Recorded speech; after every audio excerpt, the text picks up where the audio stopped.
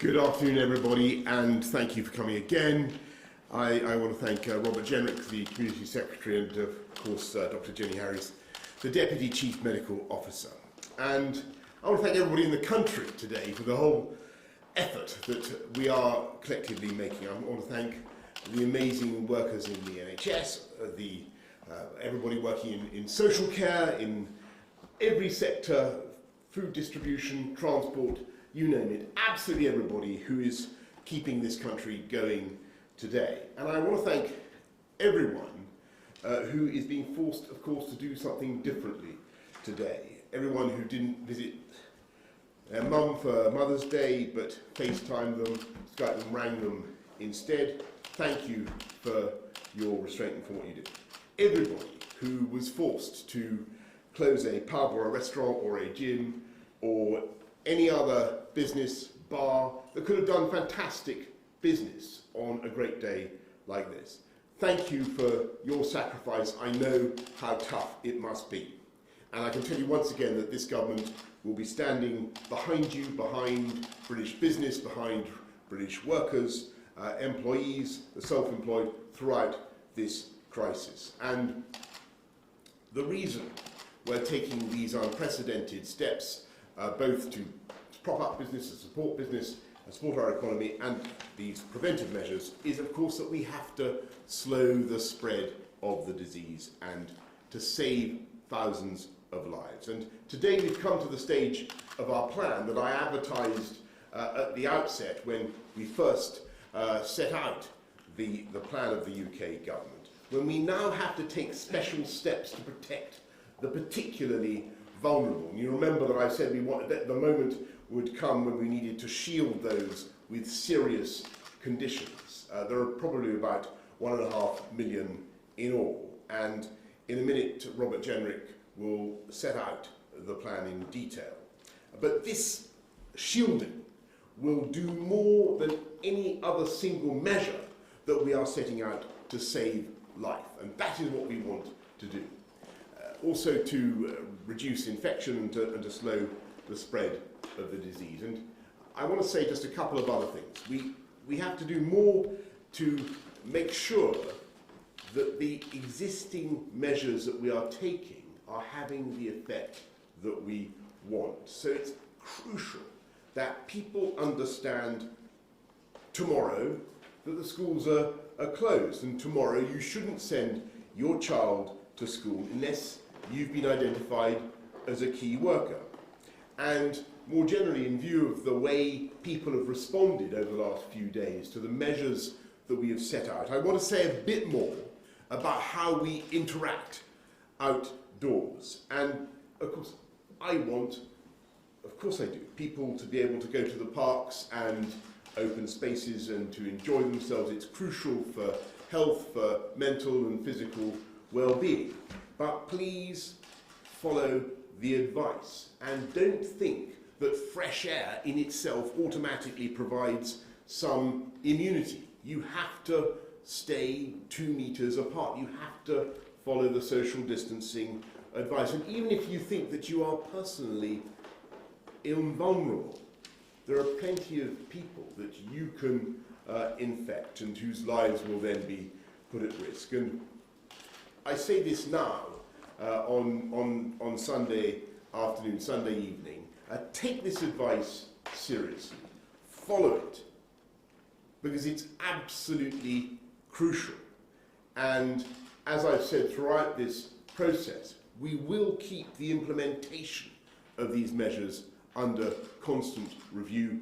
And yes, of course, we will bring forward further measures if we think that is necessary. So always remember, in following this advice, and I know how difficult it is, but always remember that each and every one of us, you are doing your bit in following this advice. You're doing your bit to slow the spread of the disease, and the more we collectively slow the spread, the more time we give the NHS to prepare, the more lives we will save, the faster we will get through this. And always remember, we will get through this, and we will beat it, and we will beat it together. So next, Robert Jenrick, to outline the shielding measures that we're going to be bringing forward in the next few days. Robert. Well, thank you, Prime Minister, and good afternoon. As a nation, we're confronted with the need to make big changes and enormous sacrifices to our daily lives. And this is especially true today on Mother's Day, when many of us would want nothing more than to be at home with our loved ones in person. But in recent weeks, heroic workers in the NHS, in social care, our public services, in local government, and many others have been shouldering the country's burden. And I think we owe it to them and to the most vulnerable in society to stay at home, to protect the NHS, and by doing this, to save lives. And as the Prime Minister said, our response from the outset to the virus has been guided by scientific evidence, and our action plan set out the interventions that would be required to be deployed at the right time. And so today we have to go further and shield the most clinically vulnerable people to help save their lives. Following the Chief Medical Officer's guidance, the NHS has identified up to 1.5 million people in England who face the highest risk of being hospitalised by the virus. The NHS will be contacting these people in the coming days, urging them to stay at home for a period of at least 12 weeks. I know that many people will want to know whether this applies to them. This will include people who are living with severe respiratory conditions, specific cancers such as of the blood or bone marrow, those who've received organ transplants, and some, though not all, of those receiving certain types of immunosuppressant drug treatments. The full list of conditions is now online at gov.uk/coronavirus. Now, I don't underestimate what we're asking of people. It will be tough. But if you are one of these people, I want to reassure you on behalf of the government that you're not alone. We will be with you throughout to support you. And let me set out what we're doing and how it's going to work. This week, the NHS will contact people by letter identified as being of higher risk of severe illness from coronavirus. This will also be followed up where possible by text and by phone call. We'll be asking these people not to leave home at all, to avoid face-to-face contact for 12 weeks, all to protect themselves. I know people will worry about what this means for family members and for carers, for those without family and friends and neighbours close by. They'll worry about how they'll be able to receive medicines and essential supplies. And I know people will feel anxious about supporting their mental health as well as their physical health. So let me address those concerns. Others in the household will not be required to adopt these protective, shielding measures for themselves. However, they must follow the Public Health England guidance on social distancing. Carers, both formal and informal, can continue to visit, but again they must follow the additional measures set out by Public Health England. For people who do not have support in place around them, who don't have a network of family and friends close by, we will be creating a network of local hubs covering the whole country. This will require a major national effort in a very short period of time. Medicines will be delivered by community pharmacies. Groceries and essential household items will be delivered by local councils and food distributors working with supermarkets to ensure that nobody needs to worry about getting the food and essential items that they'll need. These parcels will be left on the doorstep. The government, the food industry, community pharmacies, local councils and emergency services are working round the clock to get this scheme off the ground. Members of the armed forces are already supporting this effort, including some of the finest military planners in the world. The Prime Minister and I are very grateful to everybody who's been involved and will be involved, playing their part in making this happen. I know that many people watching at home will want to volunteer once this service is established.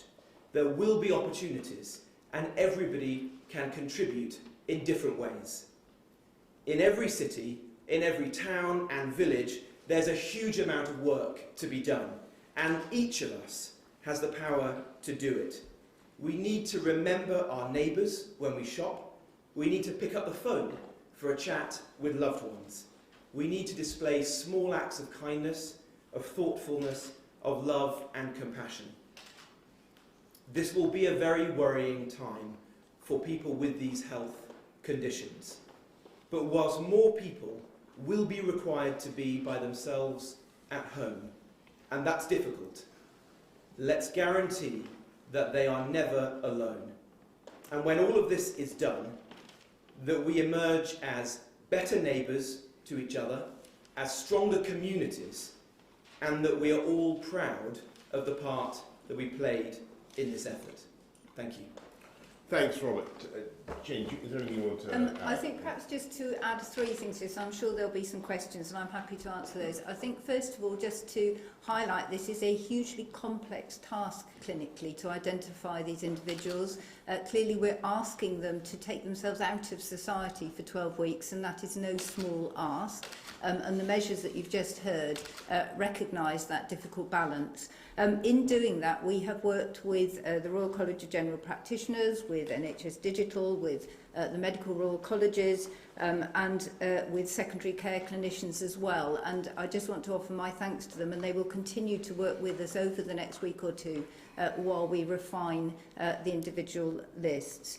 I think the second point was just to note that for any of the public listening who might be in this group, because we want to be as inclusive as possible, we may actually slightly overestimate the number of individuals, and there will be opportunity to discuss in due course their individual conditions going forward. So it is possible that an individual might, for example, receive a letter which has been digitally constructed, because that is the quickest way to identify individuals.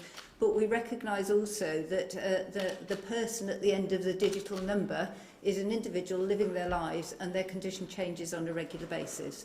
So it may be that somebody will receive a letter from a clinic as well. This is part of the plan to ensure that we contact all of those who need to be in this group. And then I think the final point I just want to make is, whilst we're asking these individuals to be isolated very firmly, many of them have very, very complex conditions, or they would not be in this group. And I just want to assure them that the normal services which they have from clinicians or from other care systems will continue, and on an individual basis they will either receive care at home through more virtual means where that's appropriate, or arrangements will be made to bring them safely into clinical areas where they can be managed. So they should not worry that their care will continue.